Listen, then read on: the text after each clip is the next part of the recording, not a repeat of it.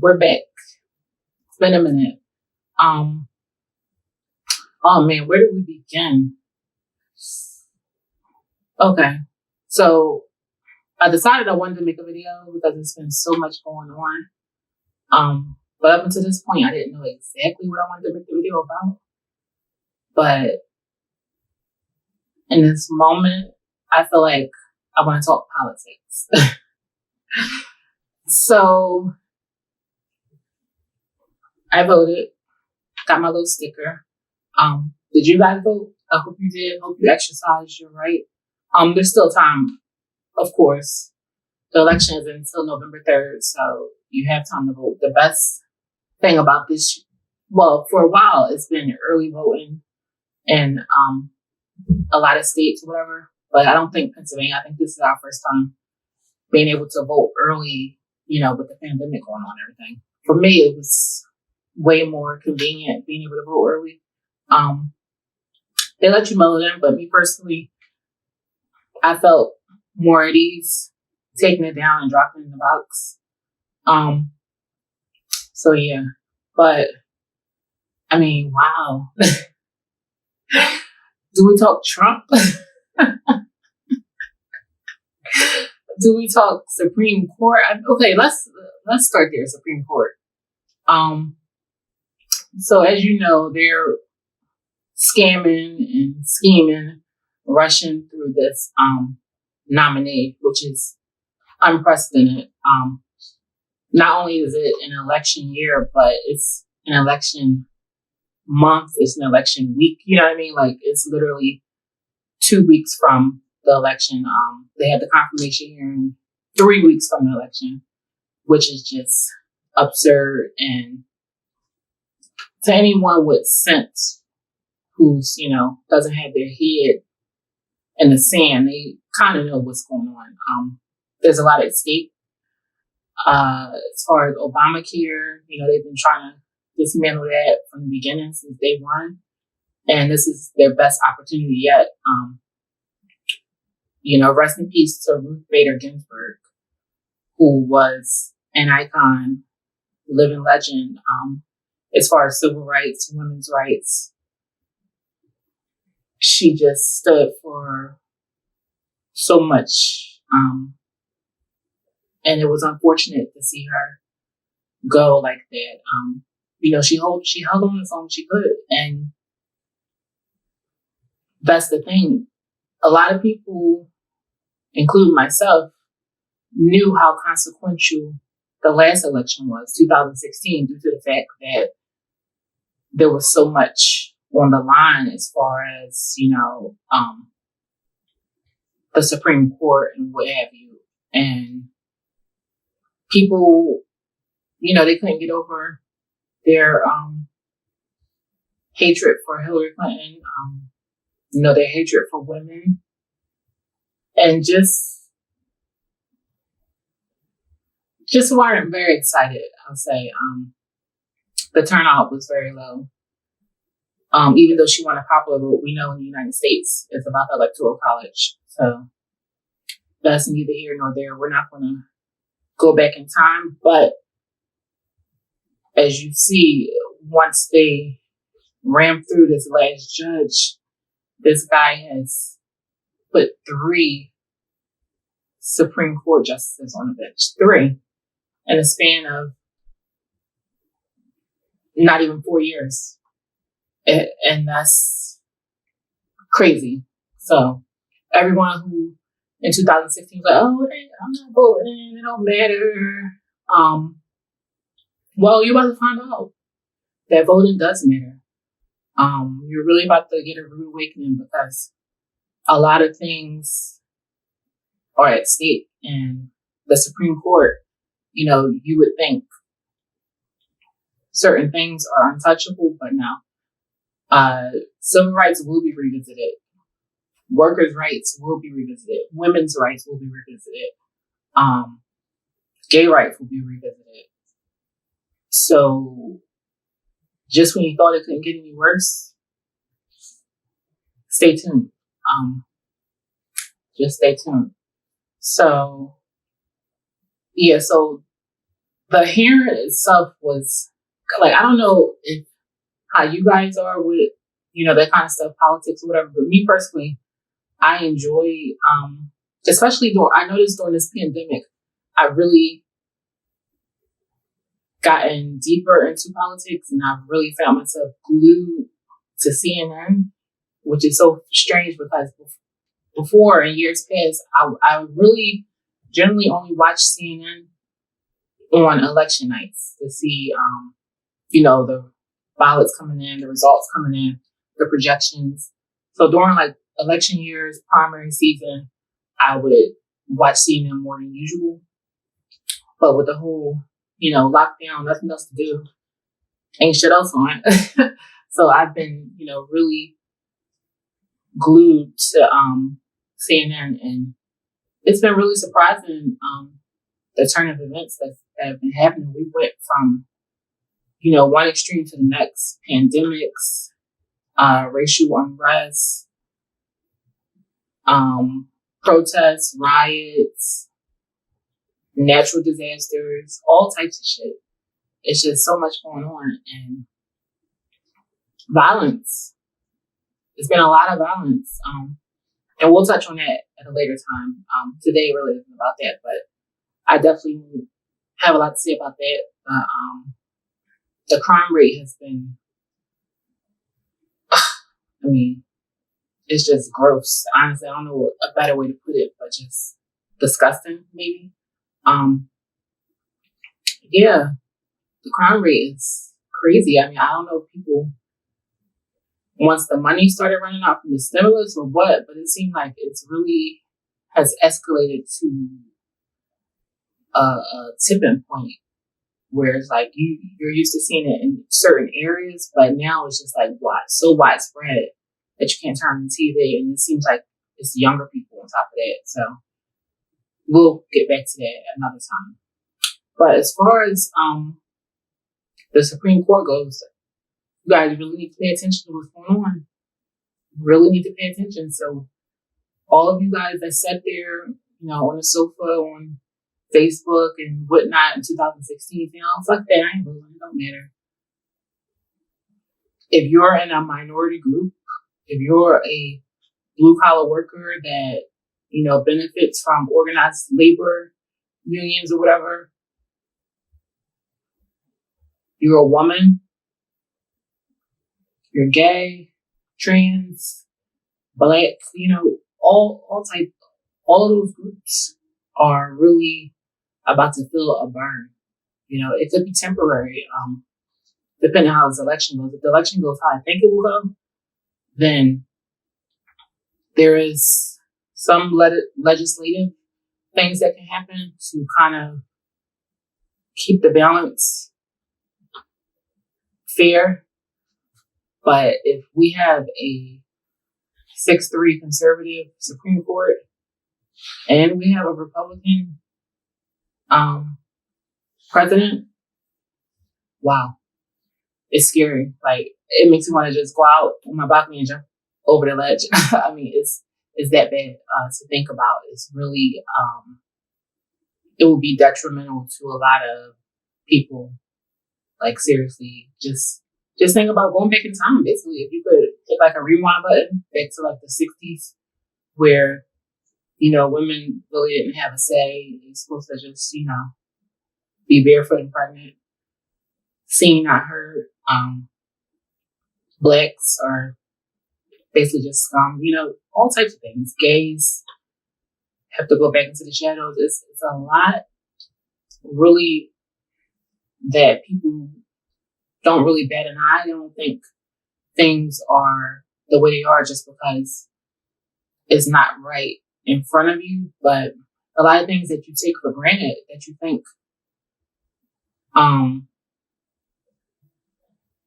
are set in stone, are really not.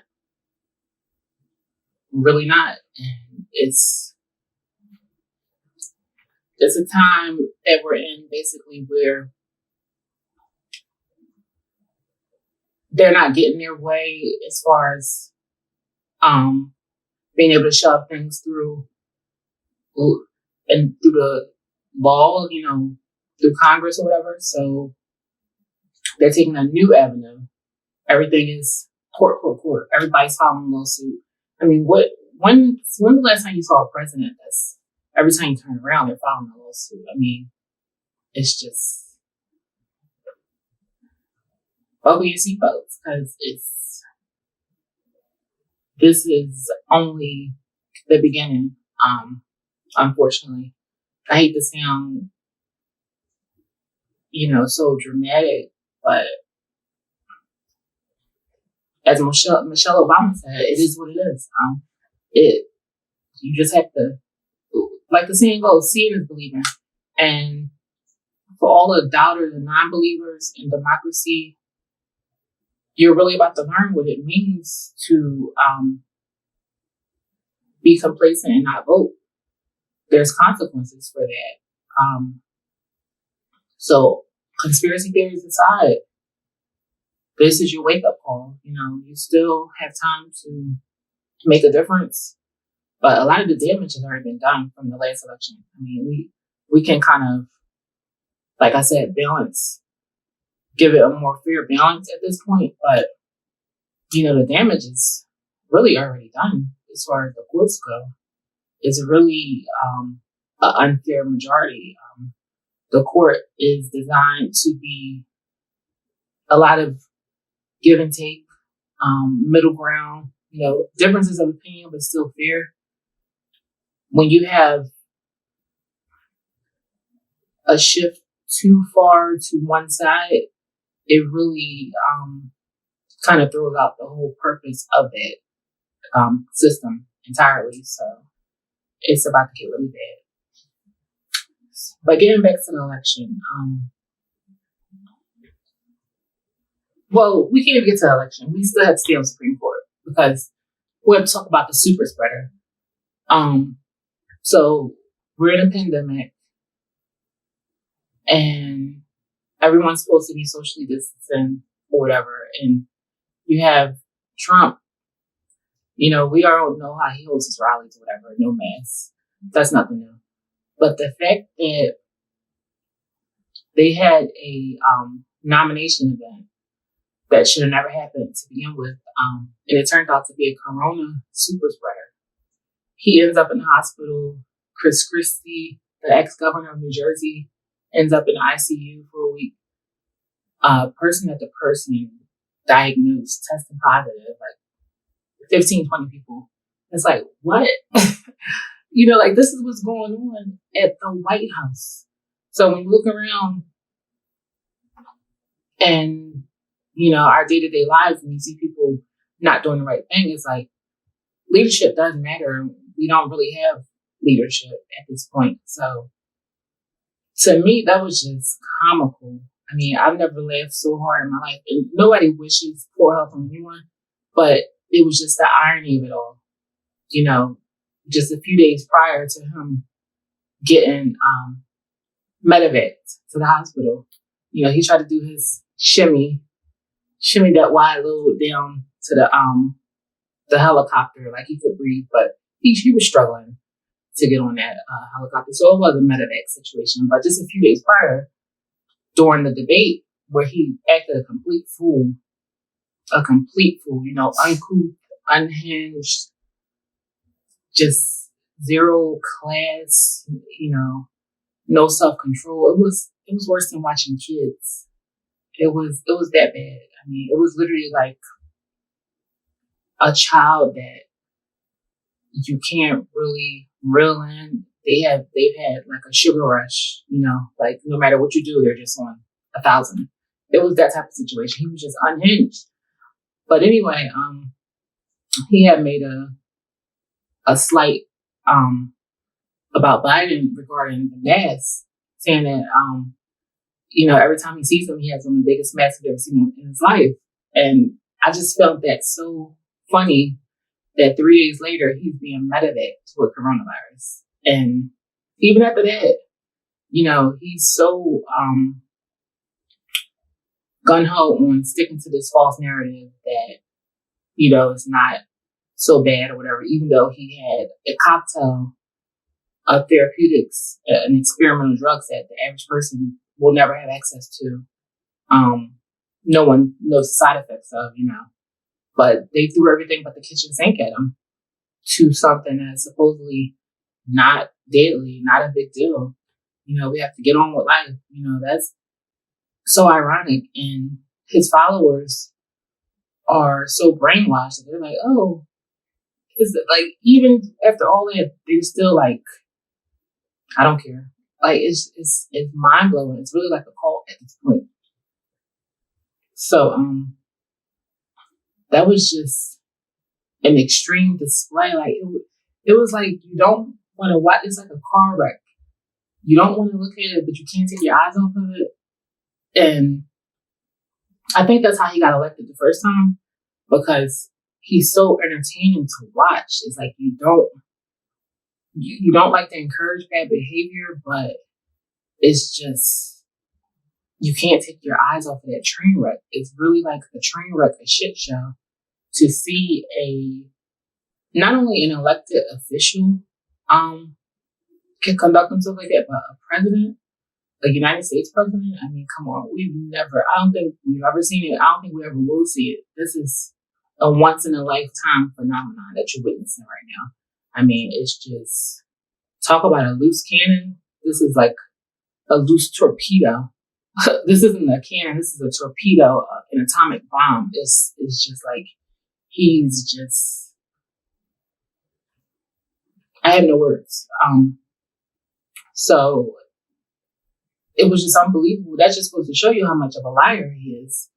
When he's been downplaying this whole situation of how, it's not so bad, this, that, and the third. But it's not so bad, but you had to be medevac to the hospital and get all these drugs.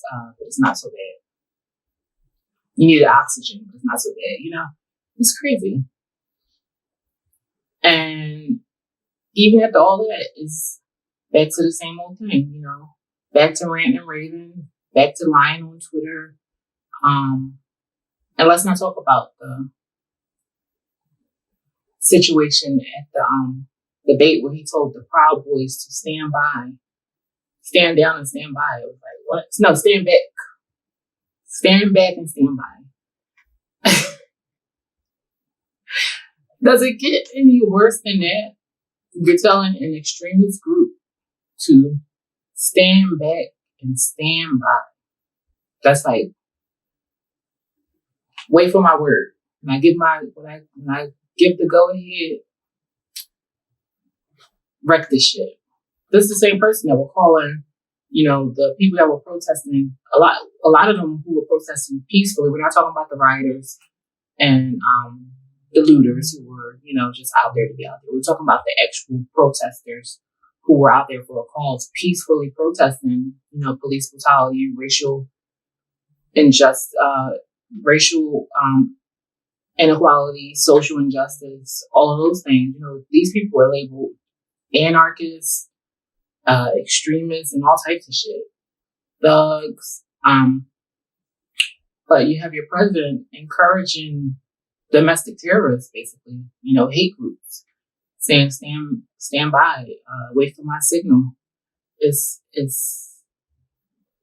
sick.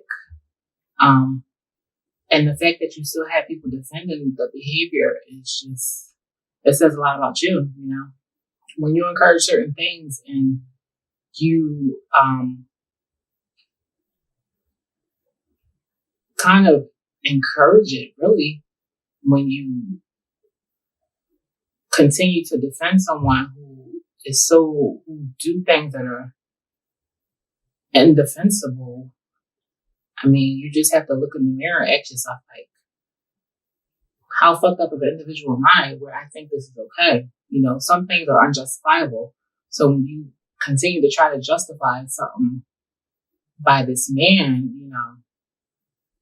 it's just, especially if your skin is my color, is really, just inexcusable. There's no other way to put it. You might as well just put what is it? They do bed sheets, pillowcase, whatever the KKK wears. Just throw one of those on, Join the team, because that's really the kind of behavior that you're encouraging and you're co-signing at this point. And it's going beyond politics.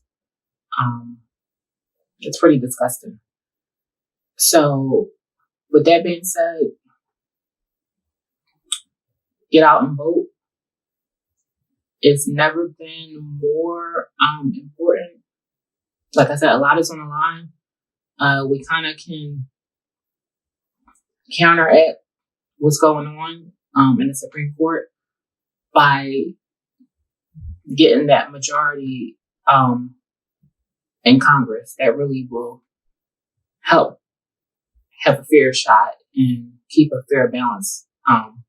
Because otherwise, it's going to, like I said, we'll be living in 1960 again, which is, I don't think it was a good time to live in for anybody unless you were white, to be honest.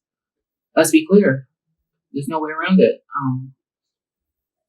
So wake up, know the power that you have, the power that your vote has to make a change.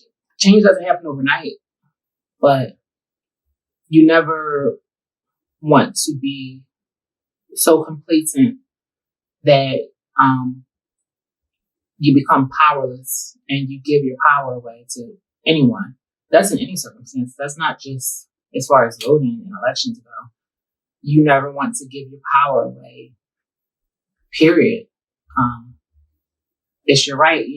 People in the U.S., that's the big thing everyone's talking about. I have my rights. This is America. We got rights. Okay.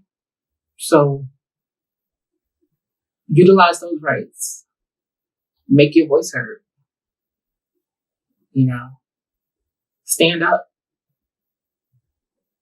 Do the right thing. There's so many little nuggets I can throw out there. There's so many ways to put it, but at the end of the day, voting matters. So get out there and vote. I loved what I saw on TV the other day in the early voting states. They had Georgia, Texas. People were out there for 3 hours standing in line to vote. 8 hours some places. Me personally, could I do that? No, I would go back the next day. I would still have my voice heard, but I probably wouldn't. I'm not going to sit here and lie and say I'm going to stay in line for 8 hours because I won't. But I will, if it was the last day, I had no choice, sure. But if it's early voting, I still have 2 weeks to go. Yeah, I would go back the next day and see if the line got shorter. But in any event, voting matters. Your rights are at stake right now. Other people's rights are at stake. So get out and vote. Till next time.